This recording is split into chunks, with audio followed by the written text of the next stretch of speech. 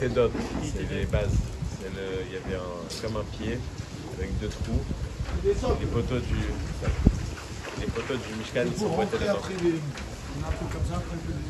Chaque poteau. Boker Tov.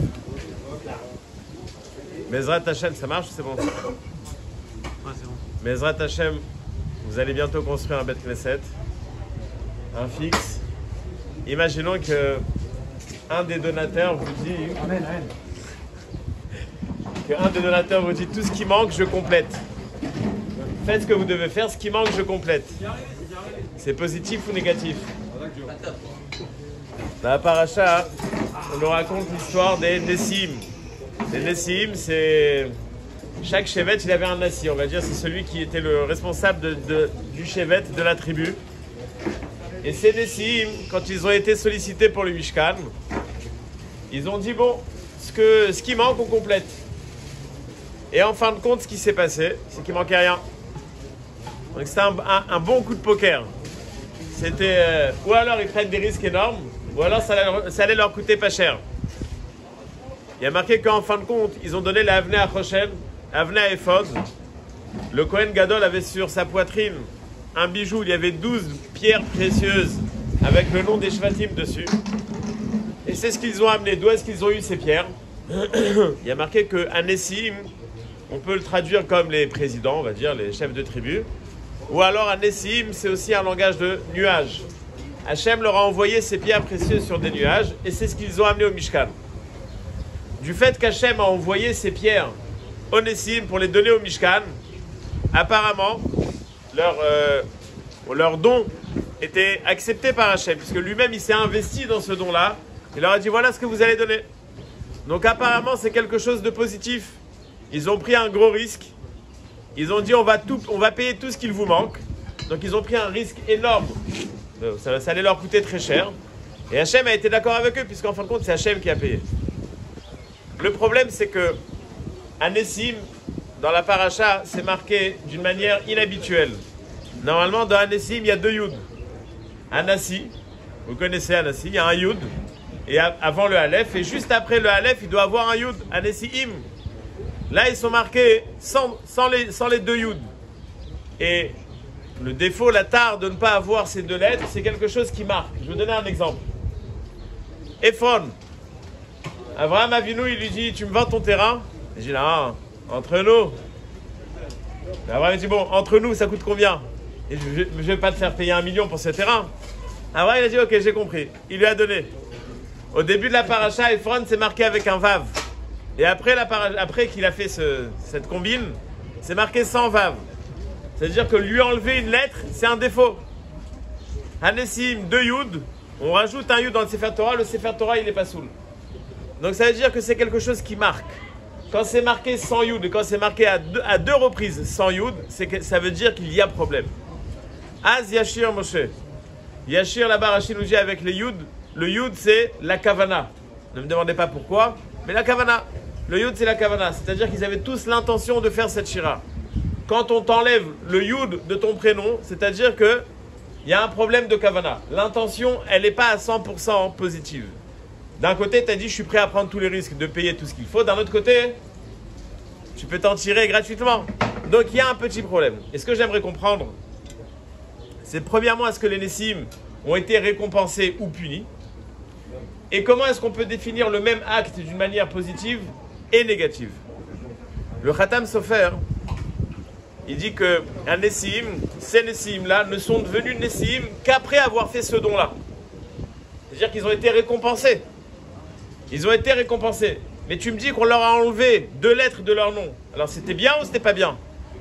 C'était une mitzvah ou c'était pas, ou c'était une avera ou c'était une mauvaise mitzvah? Pourquoi est-ce qu'ils ont été récompensés sur quelque chose de négatif?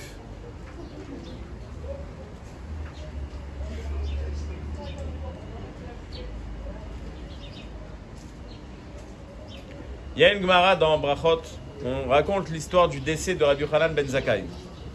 Rabbi Yochanan ben Zakkai, il avait comme élève, hein, pour que vous compreniez c'est qui, il avait comme élève Hillel, Yonatan ben Uziel, pas mal quoi.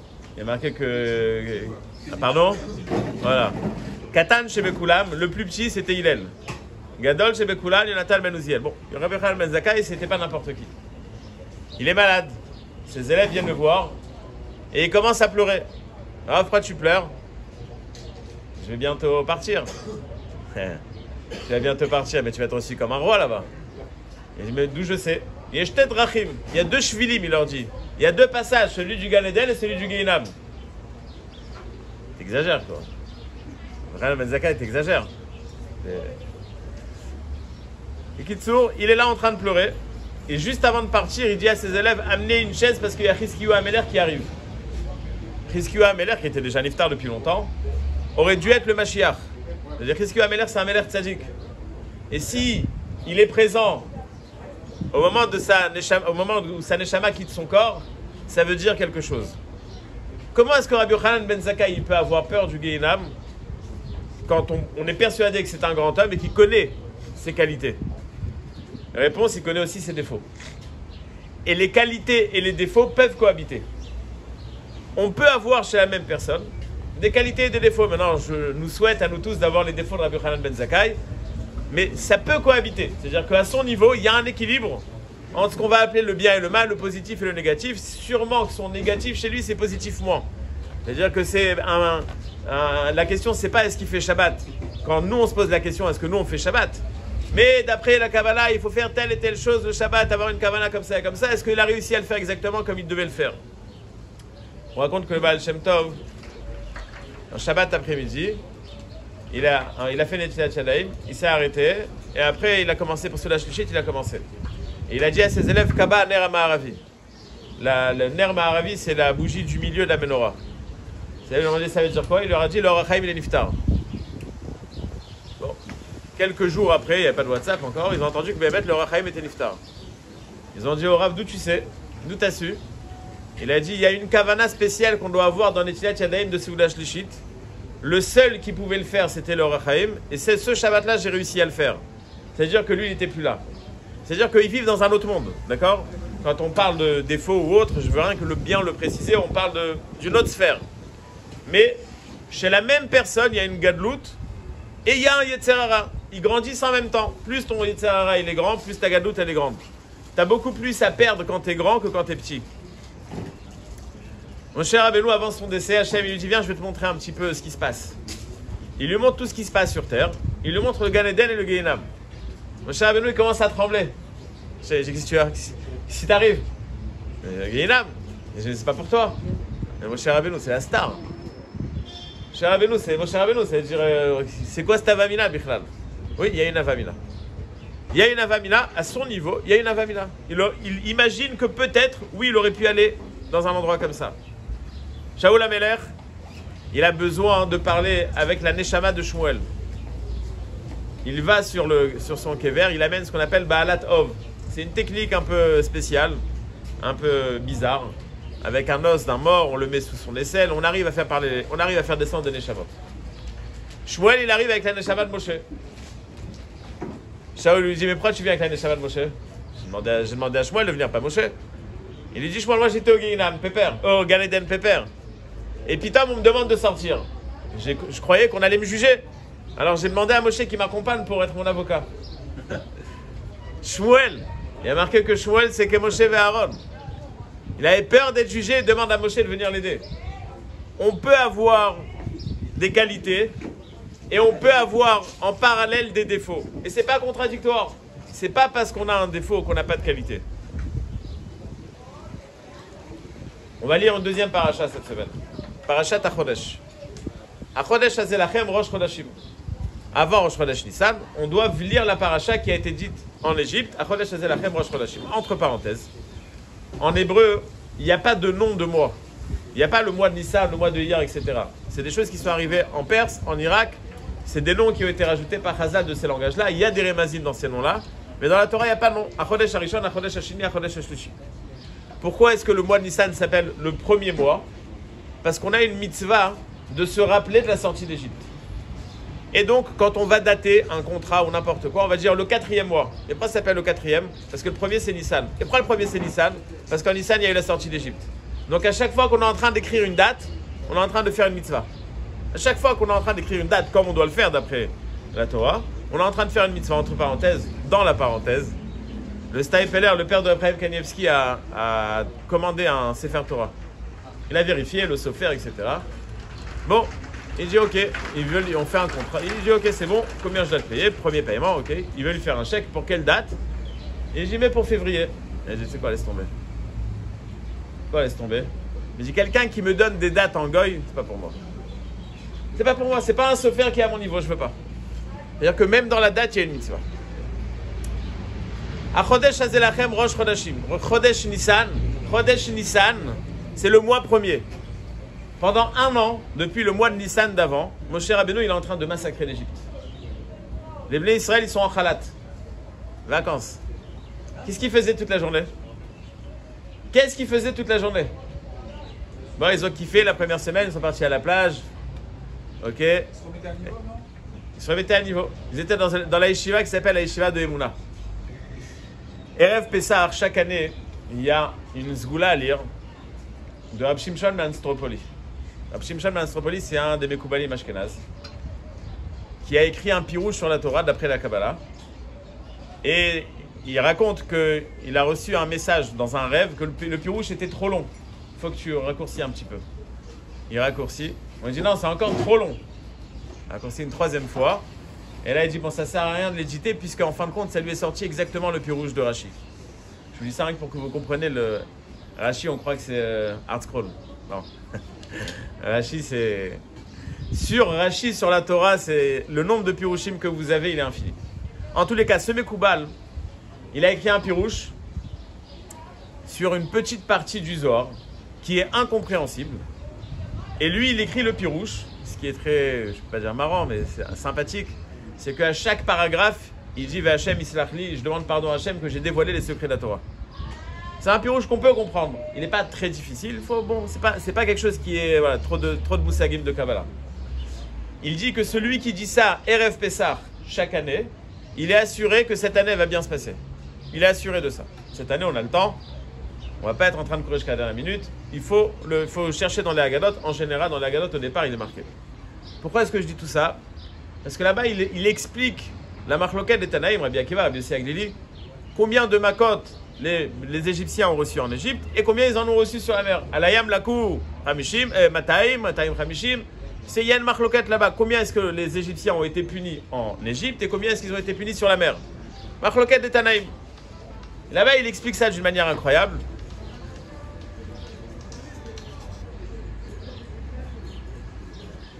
Il explique ça d'une manière incroyable. Et j'aimerais expliquer le sens simple de cette marloquette.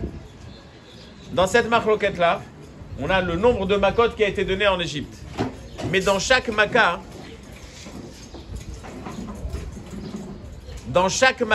on a des makot, on a une maka qui va découler de ça. On est par exemple en période de corona. Bon, on aurait pu dire le corona c'est un problème médical. C'est pas vrai. C'est aussi un problème d'argent. C'est aussi un problème de gens qui sont au chômage, etc., etc. C'est-à-dire que chaque problème, il va générer d'autres problèmes. Ce que le peuple juif, il a fait pendant un an, c'est d'essayer de comprendre cette Maka. C'est quoi les impacts qu'elle a? Où est-ce que ça a fait mal? Et pourquoi est-ce que ça devait faire mal comme ça? Et si Hachem, il fait ça, ça veut dire qu'il est présent et qu'il a un pouvoir sur la grenouille autant que sur le sang, etc., etc. Donc en vérité, pendant un an, ce qu'ils ont fait, c'est comprendre Hachem, c'est étudier Hachem. Et de la même manière que la Elokut, de la même manière, j'ai plus de batterie, de la même manière que la Elokut, c'est Ensof, comprendre ce que c'est Hachem, c'est infini. De la même manière, eux, ils ont étudié pendant un an cette Elokut. Maintenant, je vous pose une question. On mange quoi le soir du Seder? Ne me parlez pas de Soki et tout ça, on mange quoi? C'est quoi la mitzvah? Manger de la matzah. Pourquoi est-ce qu'on mange de la matzah? Parce que Bechipazon, on est sorti vite, on n'avait pas le temps de faire du pain, alors on a pris des matzot. Et pourquoi est-ce qu'on est sorti vite? Parce qu'on était arrivé au niveau moins 49 de Touma, et que si on restait encore une seconde en Égypte, alors on serait descendu au niveau moins 50. De qui tu parles? De quel peuple tu parles? De celui qui pendant un an était à la yeshiva.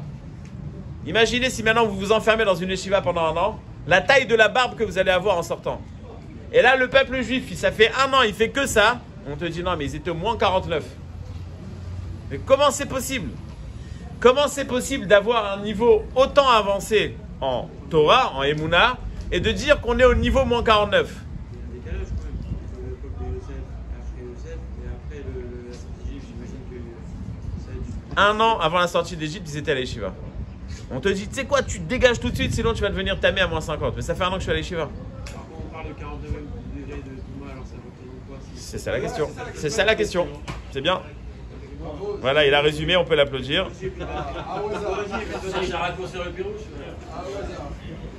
Le Rav Shach, il disait que quand la question elle est énorme, c'est que tu n'as rien compris. C'est pas qu'il y a une réponse. Il y a un problème, refais la suga. Et le yesod que je veux dire, c'est exactement ce qu'on a vu dans Parashat Vayakel. Les défauts et les qualités cohabitent. Le positif et le négatif peuvent cohabiter chez la même personne, chez le même peuple. On sort d'Égypte, on arrive devant la mer Rouge. La mer Rouge, c'est les miracles qu'on a vus, c'est bon, c'est end of. On passe dans la mer Rouge, on voit le plus bel aquarium du monde, d'accord? On voit tout ce qui se passe derrière. On veut de l'eau fraîche, tu mets ta main dans le mur, tu as de l'eau fraîche. Tu veux un fruit, ça sort du mur. Enfin, c'est un moment incroyable. Et il y a marqué que les Bnei Israël, ils sont sortis avec l'idole que Micha a fait. Micha est le fameux enfant que Moshe Rabbeinu a sauvé du mur où il était mis. Micha est celui qui a fait le Vaudor. Micha est venu avec le kéver de Yosef et c'est lui qui a fait le Vaudor. Et c'est avec cette idole que le peuple juif sort. Mais vous êtes complètement fous. Vous n'êtes pas cohérents. Vous êtes en train d'étudier Dieu pendant 1 an. Vous êtes en train de le voir et vous sortez avec votre idole. C'est comme si un gars il vient au Beth Amikdash avec une croix. Qu'est-ce que tu es en train de faire? Qu'est-ce que tu es en train de faire? J'ai lu une fois une histoire. J'ai rien que me rappeler rapidement de ce que j'ai marqué ici.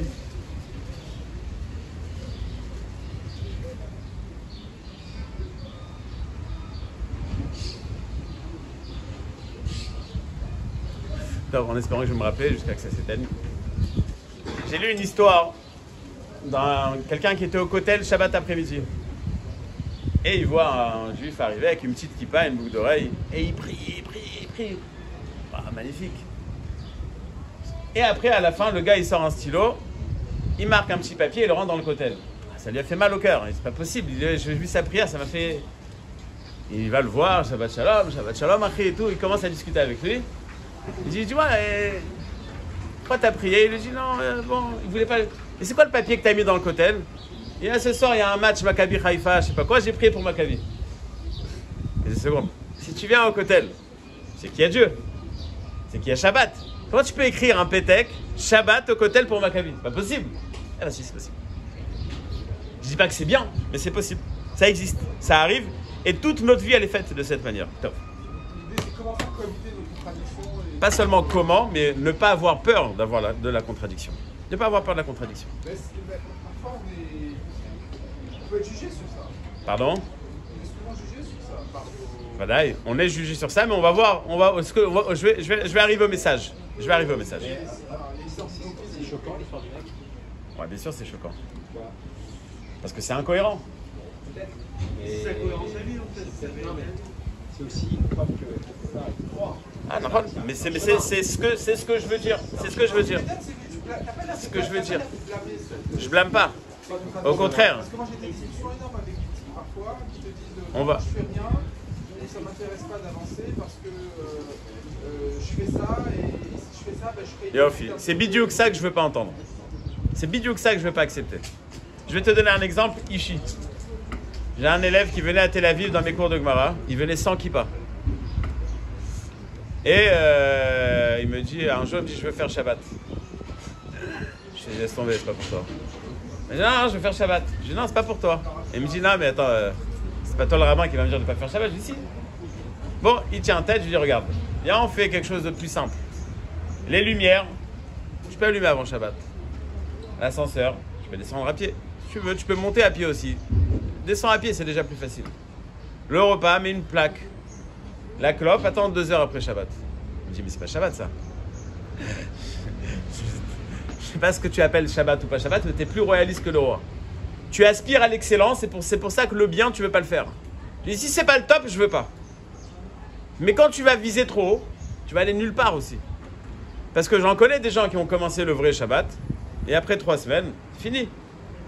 Va étape par étape, c'est incohérent. Ah oui, c'est vrai, c'est incohérent.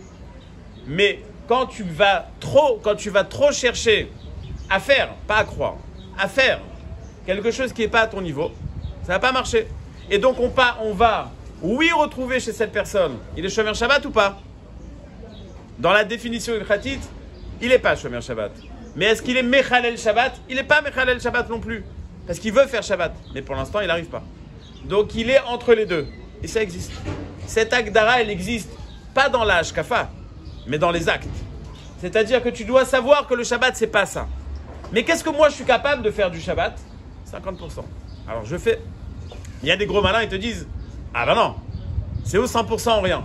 Et dis-moi, quand tu vas au travail, c'est ou 1 million par mois ou rien. Tu fais ce que tu peux. Donc tu n'es pas en train de viser. Tu vises le maximum. Tout le monde veut plus. Mais alors tu n'es pas arrivé à ce que tu t'es dit ce mois, il faut que c'est ça le chiffre. J'ai pas fait le chiffre, je dis au banquier, allez, vous fermez le compte. Non, qu'est-ce que c'est rien, n'importe quoi. On fait ce qu'on peut. On est fait de ce genre de contradiction. On vit dans une contradiction. On a notre sechel et on a notre lèvre. On a ce qu'on a envie de faire, on a ce qu'on est capable de faire. On a des qualités, on a des défauts. On rencontre cette parallèle de nos qualités et nos défauts dans les deux parachutes qui se rencontrent cette semaine. Les Nessim, ils ont fait quelque chose de positif ou négatif? Les prêtres extrémistes. Et positif et négatif. Positif dans le sens où Hachem leur dit bravo, vous allez devenir Nessim, je vais vous donner les pierres. Ces pierres, elles sont restées tout au long de l'histoire. Il y a des gens qui ont amené de l'huile, ça a été utilisé, c'est fini. Les pierres des Nessim, elles sont restées, bravo. Mais sur ce que vous avez mal fait, vous allez être puni. Sur le mal que vous avez fait dans l'intention qui était mauvaise, vous allez être puni. Un Nessim, ça sera marqué sans Yud. Le peuple juif, 1 an, il fait de la Emouna. Ok, mais on est quand même à moins 49 de Touma. On est quand même à moins 49 de Touma, il faut sortir. C'est possible. On peut voir Hachem et encore imaginer et encore faire le Hegel et encore faire le Pesel Shel Micha, etc., etc., etc. Identique. Bien sûr, ça existe. Surtout quand on est en train de jauger le niveau. Tu as entre 0 et 100 un massé positif. Alors il y a... Par exemple, quelqu'un qui coupe à Shabbat, la voiture à Shabbat. Mais imaginons quelqu'un qui donne... J'étais une fois... David, écoute ça. J'étais une fois en Espagne quand j'étais enfant Shabbat. Et il y avait une petite synagogue comme ça. Il y avait plusieurs pilotes, une petite synagogue. Et il y a un gars qui monte à la Torah. Il fait un don. Pour le petit rabbin beau gosse bronzé. Et il sort son chéquier, il fait un chèque. Alors, ben, enfin, et je dis, mais je m'en viens prendre. Alors le rabbin, il lève la parochette, il fait, bon, mettez-le là. Alors non, c'est une mitzvah ou c'est une avéra? Maintenant, laissez Hachem juger. Les deux. C'est à quoi les Shem Shabbat, une façon. Les deux. Le Baal Shem Tov, il dit comme ça. Imagine un juif, il est en train de travailler, il est en plein, il fait un salon. Il a 4 jours, c'est son année. Il fait le salon, c'est son année.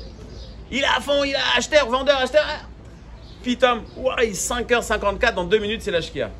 Il trouve un coin, dans un salon, vous savez comment ça se passe. Il est avec son téléphone, il regarde les clients passer, il fait mincha. Gan Eden ou Gainam?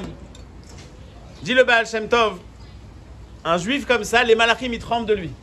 Il a fait mincha, il a tout laissé tomber. Il peut perdre des millions. Il tremble de lui.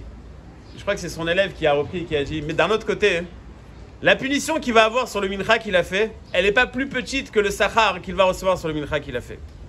Sur ce que tu as fait, tu vas être payé. Sur ce que tu as fait, tu vas le payer aussi. Parce qu'il a fait mincha comme un... Enfin, c'était en même temps chez N'importe comment. Il a fait ni kavana. Il était à 12, il allait acheter dans 2 minutes. Et alors, fait un kavana. Et le mec, il attend 2 secondes. C'est dur ça. C'est dur. C'est le Hémet. Quoi? Méga extrême. Pourquoi c'est méga extrême? Attends, le gars, il est dans un salon. En même temps, il a fait, il achète, il fait coucher cher. Il y a un niveau sur chaque chose, sur chaque... Nahon, applaudis sur ça. Maintenant, viens, regarde quel mincha t'as fait. Eh ben ça, tu vas le payer. S'il ne faisait pas comme ça, il ne pouvait pas le faire. Alors, tu veux dire, il aurait dû payer plus tôt, il aurait dû anticiper. Il aurait dû s'organiser. Pourquoi son business, il n'anticipe pas? Nahon. Maintenant, c'est tout par rapport à ton niveau. On ne peut pas. Hashem, en akadosh baruch hu babetrunia imriotav. C'est par rapport à ton niveau. Il faut toujours. C'est très décourageant quand même. Ah non, c'est très encourageant. Ah non, c'est très encourageant. Ils sont en yeshiva à 1 an, et malgré qu'ils soient quand même en yeshiva à 1 an, on sait que au bout des 42 minutes, mais en réalité, où tu te situes toi là-dedans, c'est giga décourageant.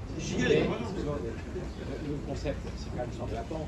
Si tu portes ascendante, tu portes descendante. Nahon. Donc t'es jamais au maximum. Nahon. C'est pour ça que je dis que maintenant, c'est l'exemple. J'ai compris la question. Ou le mec qui est en train de prier ou demande un truc pour. C'est une intention. Alors on va rajouter un facteur que Kanirek vous ne prenez pas en compte et c'est ce que j'ai dit. En Akadosh Baruch Hu ba'betronia imbriotav. Rabbi Yochanan ben Zakkai, s'il fait un mincha comme ça, il va au Guéhenam direct. Direct. Et nous, alors Hachem, t'en fais pas, il sait exactement juger. Si pour toi c'était le 100%, alors c'est le 100%.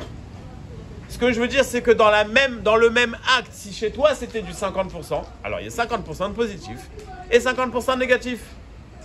Quelqu'un qui peut faire une mitzvah, il met les tefilines. Et quand il est en vacances, il les met que l'après-midi, avec plein de sable sur le bras. Alors lui, il a mis les tefilines. Et c'est déjà bien. Mais il les a pas mis comme il met d'habitude. Bon, bah alors sur ça, il va aussi être réprimandé. Donc on peut avoir sur le même acte une bonne intention, une mauvaise intention. Je vais raconter une histoire. Il y a une yeshiva qui s'appelle Yeshiva Hebron aujourd'hui. Comment tu peux être J'ai ramené 2 exemples de la Torah. Sur un acte positif que tu fais. J'ai ramené 2 exemples de la Torah flagrants et j'en ai encore 150 qui sont dans l'ordi. Mais il y a pas de, c'est pas contradictoire. Si Béhémet on est au Chez, que Hachem il sait juger, on est d'accord. Donc il arrive à peser chaque acte que tu fais. Imaginons vous allez avoir quelqu'un qui va vous construire un Beth Knesset magnifique. Mais sur la chazit du Beth Knesset, tu auras marqué en énorme Beth je sais pas quoi, David Cohen. Non, David Kalfa c'est président. David Cohen, président, fondateur, hein, et il marque aussi sur le nom de son magasin. Il va recevoir un sachar ou pas? Vadaï. Mais Vadaï, il vaut mieux donner comme ça que de ne pas donner tout court. Mais d'un autre côté, il aura perdu beaucoup de son salaire. Sur ça. Donc vous êtes d'accord avec moi que sur le même acte, on va recevoir quelque chose de positif et négatif. Si tu es dans le vert, tant mieux, on va t'enlever un peu. L'exemple, si je peux me permettre, c'est pas vraiment le même exemple avec les juifs qui sont en yeshiva à 1 an et de l'autre côté que machin. Si, il n'y a pas la perfection. On peut être à la yeshiva et avoir des défauts. Oh, mais le problème, c'est que si je suis dans le discours, Ah, ça c'est évident. si je suis dans le discours, il y aura toujours du mal. Eh ben c'est ce que je suis en train de dire. Il y aura toujours de l'imperfection dans la vie. Nahon. Mais si t'as... Non, alors c'est pour ça que j'ai rajouté le facteur. Si tu es à 100% dans ce que tu fais, donc tu peux pas être puni sur ça. Mais le gars qui s'arrête Mais au le- salon, le gars qui s'arrête au salon, Ouais. c'est quand même inouï. Nahon. C'est pour ça que le Baal Shem Tov, il te dit que les malachim, ils tremblent devant lui. Ok. Nahon. Comment est-ce qu'on peut dans ce cas-là, on peut qu'il va être jugé négativement? Mais si tous les salons de sa vie qu'il a fait, il a fait un minyan, il a ramené un traiteur cachère et ce salon, il a dit bon, c'est bon, ça m'a pris la tête. Alors sur ça, il va le payer aussi. Le gars, il est au fin fond de Chaumont. je ne sais L'homme est où. Chanet, il a l'habitude dans tous les salons. Vous connaissez tous les salons. Il y a au moins 10 juifs, au moins, et on peut. Hein? J'en ai vu, moi, décembre, il n'y avait pas 10 vues. Bah ça dépend, ouais, exactement. Tu vendais des vaches peut-être. Les salons de l'optique, les salons de la vape, les salons médicaux, tout ça, c'est que des juifs.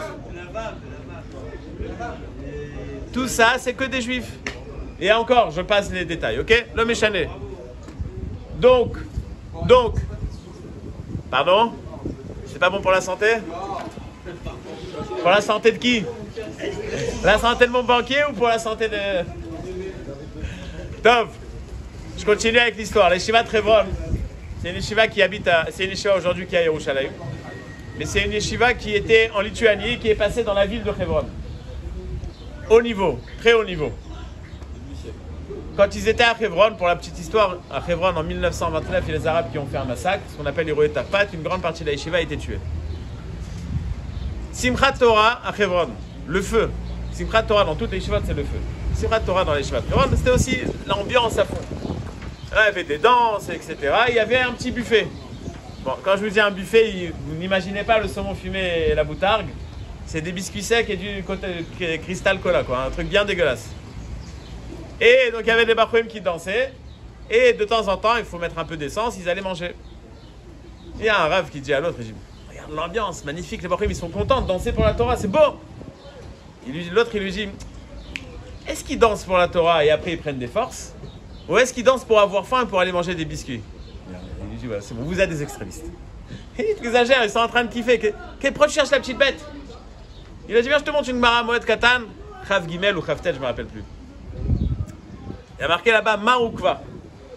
Maroukva, il était Nassi Avbedin, il était Maroukva.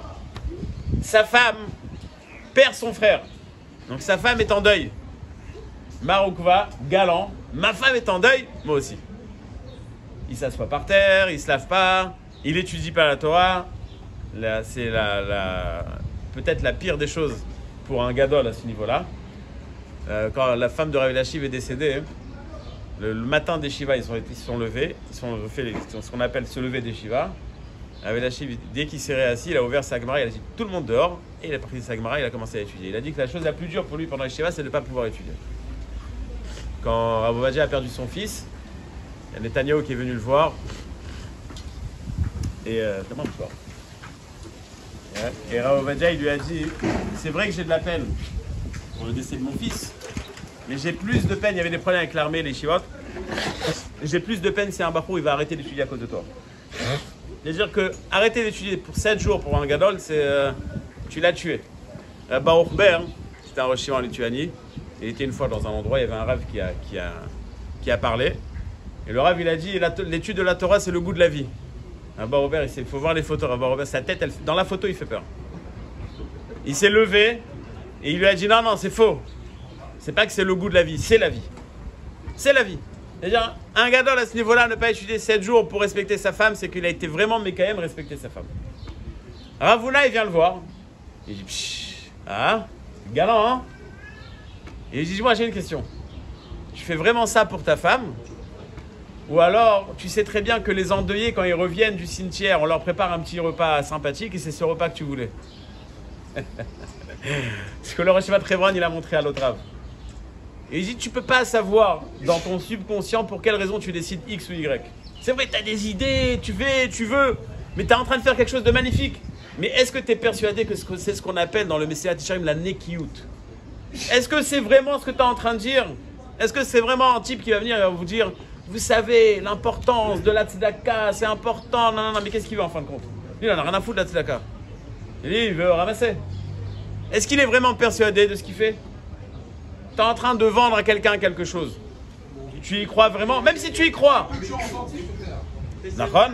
C'est de regarder la vie avec un œil pareil. Mais là, moi je ne trouve pas que ça soit le top. Voire l'inverse. Il faut essayer justement de dire que c'est bien. On fait les choses bien et qu'il faut avancer. Sinon, on ne fait rien. Mais vous m'avez laissé conclure ou pas? Les intentions. Non. On peut toujours trouver des mauvaises intentions. Non.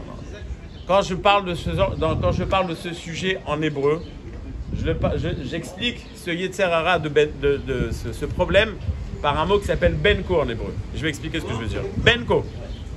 Pas Ben Cohen. Benko. Je vais expliquer ce que je veux dire.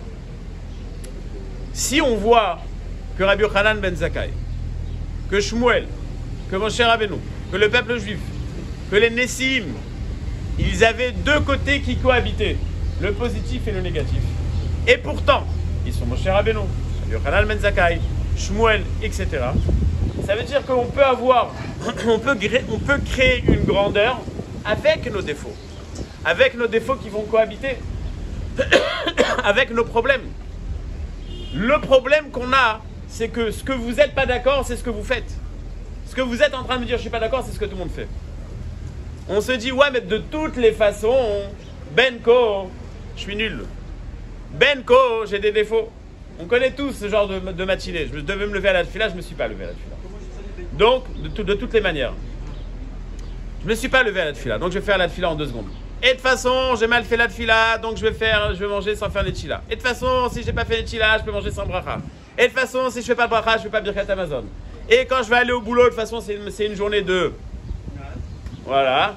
Donc, je vais faire n'importe quoi et je vais arnaquer le benko.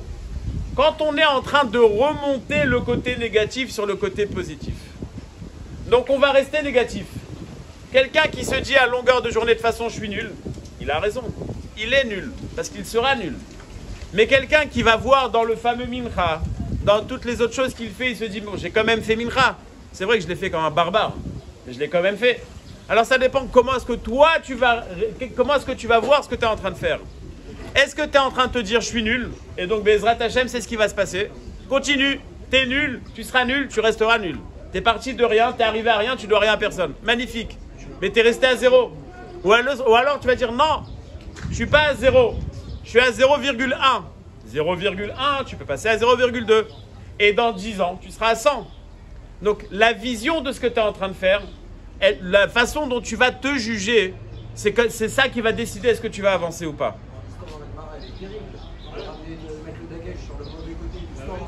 Non, non, non, non.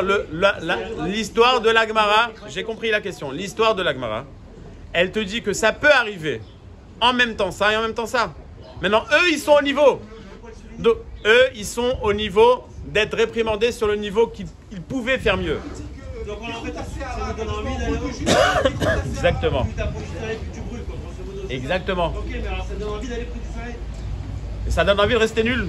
Franchement. Bah, ok. Ah, c'est bidou. C'est bidou. Ce que tu n'étais pas d'accord avec moi, c'est ce que je suis en train de te dire. Finalement, quand tu vois Mais regarde. Deux secondes. Dans la question, le Benoni du Balatania peut-être, mais pas le Benoni comme tu penses. La question que ce que tu es en train de dire, c'est ce qui va te donner le droit de rester nul. Et dans ta question, tu dis être bien, c'est par intérêt. Et si je me rapproche du soleil et à cause de ça, je vais être puni sur un détail, je préfère rester nul. Mais là-bas, tu vas être puni sur plus de choses. Et ça veut dire que dans ton envie de te rapprocher, c'est que par intérêt. Alors que ton envie de te rapprocher, elle doit être les Shem Shamaim. Même ça, il faut être métaken. on a le droit d'avoir un intérêt aussi. Ah bah là, il y a marqué Altiou. Altiou. Ça c'est le moteur. Mais dans l'idée, Altiou Kavadimal Menat les Kabel Pras. Donc tu dois arriver à un niveau où tu fais la mitzvah parce que tu as envie de le faire. Il y a une histoire très connue avec le Baal Shem Tov.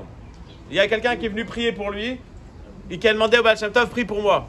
Le Baal Shem Tov, il a fait un nes, le Dabduk Mahaya, et il a entendu une voix qui a dit, maintenant Baal Shem Tov, tu as perdu tout ton Olam Haba. Comment il a réagi? Il a dit, ah, Baruch Hashem. Jusqu'à maintenant, je travaille à Hashem pour arriver au Baal Shem Tov. Oh, Gan Eden. Baal Shem Tov aussi. Jusqu'à maintenant, je travaillais pour arriver au Gan Eden. Maintenant, je vais être Oved Hashem sans avoir de Gan Eden, sans intérêt. Donc, c'est Bidiou Kanekuda Ken. On doit savoir avoir la Nekiyut. Alors, c'est vrai que ça nous a l'air très lointain. C'est vrai qu'on vise très haut. Et alors, au moins avoir un Kivun. Maintenant, est-ce que c'est à ça que je dois arriver tout de suite? Non. Moi, c'est l'étape d'après. Moi, c'est avec mes défauts. Mon mincha en 2 secondes, avec mes défauts, je dois le faire. Donc, moi, je dois savoir que c'est là-bas. Mais où je suis, c'est là que je dois arriver. C'est pour avancer. Voilà. Mais comment est-ce qu'on peut avancer? Parce qu'on se dit, attends 2 secondes. Il y a 1 an, j'étais où? Il y a 10 ans, est-ce que j'allais à un cours de Torah? Non. Il y a 10 ans, est-ce que je faisais Shabbat? Non. Aujourd'hui, j'y vais. Je le fais. Alors, c'est quoi l'étape d'après? Mais avec ça, on a des ailes. On se dit, on a réussi à changer notre vie. Quand je fais un mariage, je souhaite au marié une chose. Que dans 5 ans, vous pourrez dire, on a avancé, on n'est plus pareil. Dans 5 ans, on va se dire, on est d'autres personnes. Si on est capable de voir nos côtés positifs, alors on a un moteur, on a envie d'avancer. Mais si on n'est pas capable, alors ok, on va se dire, bon, on est nul, et ben on va rester nul. Il y a une histoire. Bon, en fin de compte, c'est mieux quand l'ordinateur est fermé. Je suis obligé de faire travailler la mémoire. Je vais rien que terminer avec cette histoire. Une histoire qui est très longue, qui est marquée dans la Gemara sans les noms, mais qui est marquée dans Pirkei de Rabbi Eliezer avec les noms. Rabbi Akiva, avant qu'il soit Rabbi Akiva, il a travaillé chez Rabbi Eliezer qui était son maître après Sachavuta. Il a travaillé chez lui pendant 3 ans, et au bout de 3 ans, Rabbi Akiva il lui dit, bon, mon salaire, il dit, j'ai pas d'argent. Alors donne-moi des vaches, pas de vaches. Donne-moi des fruits, pas de fruits. Donne-moi des couvertures, pas de couverture. Il arrive, après 3 ans qu'il n'était pas chez lui, sa femme, elle lui dit, alors on discutera après. Et Kitsour, Rabbi Eliezer, il vient à marquer après les fêtes. Et Rabbi Eliezer, il vient avec des chamorim, avec tout plein de bonnes choses. Ils se mettent à table et Rabbi Eliezer, il lui dit, dis-moi, quand je t'ai dit que j'avais pas d'argent, qu'est-ce que t'as pensé? Il dit, je pensais que t'avais une bonne affaire, t'as tout investi. Quand je t'ai dit que j'ai pas de fruits, qu'est-ce que t'as pensé? J'ai été magdish, j'ai donné au Beth Amikdash, j'ai les animaux, chaque chose, il lui dit, j'ai été Dan et Kafsrout. Alors que Rabbi Akiva, il avait vu tout l'argent qu'il y avait chez Rabbi Eliezer. Mais il a dit, j'imagine qu'il y a un problème, il a besoin de cet argent maintenant. Rabbi Eliezer lui a dit que Hachem Shedantani les Kafsrout, de la même manière que tu m'as jugé les Kafsrout, que Hachem te juge les Kafsrout. Dis le Chafetz Chaim, je comprends pas. Moi, je vois un gars, Shabbat, il prend la voiture. À l'achat, je dois me dire, sa femme elle est en train d'accoucher. Il est médecin. Il doit aller à l'hôpital. Je dois juger les kapsroutes. Ça, c'est moi, parce que je ne sais pas ce qu'il fait. Mais comment est-ce que Hachem, il peut me juger les kapsroutes? Comment est-ce que Hachem, il peut me juger les kapsroutes? Il sait très bien où elle est ma mitzvah, où elle est ma avera. Ce que j'ai dit, c'est tout lié ça, c'est ce que j'ai dit. Quand on fait quelque chose de bien, pas assez bien, ou quand on fait quelque chose de mal, on a toujours un tirout, un kapsrout. Que Hachem te juge de cette manière. Mais pour que Hachem te juge de cette manière, il faut que ta vision, elle soit positive. Il faut que toi, tu sois capable de voir le positif. Parce que c'est comment toi, tu vois les choses que Hachem va se conduire avec toi. Chez moi et chez l'autre. Mais comment est-ce que tu vas... Chez toi, c'est le meilleur, mon fils, il va rester nul. Mais ça commence par chez les autres, mais aussi chez toi. Quelqu'un qui est en train d'avancer. Je parle de quelqu'un qui est en mouvement. Pas quelqu'un qui est en train d'expliquer pourquoi il n'est pas en mouvement. Il est en train d'avancer. Il fait Shabbat alors qu'il ne faisait pas Shabbat, mais son Shabbat, il est à 50%. Il peut regarder les 50 mauvais pourcents, il peut regarder les 50 bons pourcents. S'il regarde le côté positif, donc il est en train de dire, je veux plus, je fais plus, j'essaye de faire mieux. Hachem aussi, c'est à quel ala, vieux tertov. Et donc c'est ça qui va lui donner des ailes. Donc ce que vous n'étiez pas d'accord au début, c'est exactement ce que je suis en train de dire. Quelqu'un qui est possède et tatsmo, quelqu'un qui dit, de toute façon, laisse tomber, Benko. Le fameux Benko, de toute façon, arrête, je me suis mal levé aujourd'hui, de toute façon, j'ai fait tel avera. N'importe quoi, ça c'est le Yetzirah. Le Yetzirah, il te dit, t'es dans la crasse, vas-y, reste. Reste, on va t'enfoncer encore un peu. Parce qu'il te dit, t'es nul. Non, non, je suis pas nul. J'ai mis les tefilines aujourd'hui, vous savez, c'est quoi mettre les tefilines? Je termine avec ce détail. Quelqu'un, un des élèves du Chafetz Chaim, il lui a dit, je vois que vous galérez pour ramasser de l'argent pour la yeshiva. J'ai une idée. C'est quoi ton idée? Il lui dit, regardez, je mets les tefilines tous les jours. Un jour par semaine, le sachar des tefilines, en haut, on va aller au change du ciel et que Hachem il envoie de l'argent. Le Chafetz Chaim il s'est tapé un fou rire. L'élève il dit, pourquoi vous rigolez? Il dit, mais t'as pas idée? Une mitzvah de tefilines, tout l'argent du monde, c'est pas une mitzvah de tefilines. Maintenant, nous on met tous les jours les tefilines. Est-ce qu'un jour tu es rentré à la maison et tu dis à ta femme chérie, j'ai mis les tefilines aujourd'hui? Elle va dire, appelle un psychiatre. Elle va pas. De quoi tu parles? Tous les jours tu le mets. Nachon, Yasma, c'est pas positif. Regardez le positif, c'est ce qui permet à passer à positif plus. Regardez à négatif, c'est s'enfoncer. Mon père m'a dit que Rafrakin, il a dit une fois, on peut tomber dans la boue. Il faut se relever. Il faut se relever. T'es avec ton beau costume, il y a quelqu'un qui est passé dans une flaque, sur la route, il t'a éclaboussé. Qu'est-ce que tu fais? Tu restes sur place et tu es en train de pleurer? Il y a une voiture qui arrive qui va te faire la même chose. Tu peux pas rester là-bas. Alors comment est-ce que tu fais pour sortir? Ne regarde pas que tes défauts. Dans les Nessim, on voit que dans le même acte, il était positif. Il y avait un détail qui n'était pas bien. Le peuple juif, un an des Shiva, à la sortie, on dit, vous êtes quand même à mon 49. Azma, Moshe Rabbeinu Hachem, il lui dit, va sortir le peuple juif. Moshe, il dit, ils vont pas me croire. Ah, ils vont pas te croire? Ah, tu dis que le peuple juif, c'est pas des Ma'aminim. Le Midrash vous dit, Ma'aminim, blé Ma'aminim. Moshe, il a eu la lèpre. Il a sorti sa main, il était lépreux. Mais toi, Hachem, t'as dit qu'ils sont pas Ma'aminim. Ils sont sortis avec la Vodazara. Non, ils sont Ma'aminim et ils sont pas Ma'aminim. Ils sont capables d'aller au Kotel Shabbat, de mettre un pétek dans le Shabbat, dans le mur, en écrivant pendant Shabbat. Ils sont Ma'aminim et ils ont encore un problème. Azma. Alors, dans la Hashkafa, tu dois savoir le Hémet. Mais comment adapter ma vie à ce que je sais? Étape par étape. Là, c'est la fête aussi. Ça, c'est un problème de la femme. Problème de la femme. Oui, c'est un problème de la femme. Je vais sauter. Tu viens d'Atiloni, fais attention.